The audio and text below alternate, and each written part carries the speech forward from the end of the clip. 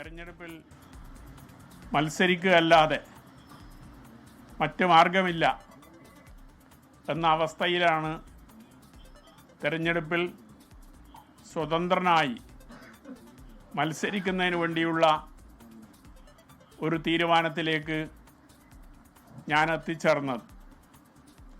അഴിമതിക്കെതിരായിട്ടുള്ള ഒരു പോരാട്ടം എന്ന നിലയിലാണ് ഇതിനെ ഞാൻ കാണുന്നത്.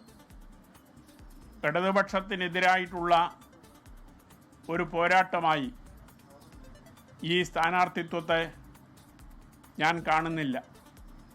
കാരണം ഇടതുപക്ഷം നിലനിൽക്കേണ്ടത് കേരളത്തിൻ്റെ ആവശ്യമാണ്.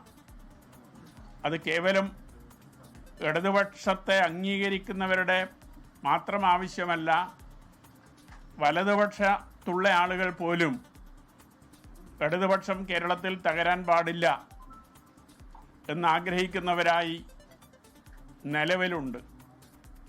പക്ഷെ പയ്യന്നൂരിലെ ഇടതുപക്ഷ ജനാധിപത്യ മുന്നണി സ്ഥാനാർത്ഥിയെ ഒരു ഇടതുപക്ഷക്കാരനായി ഞാൻ കാണുന്നില്ല.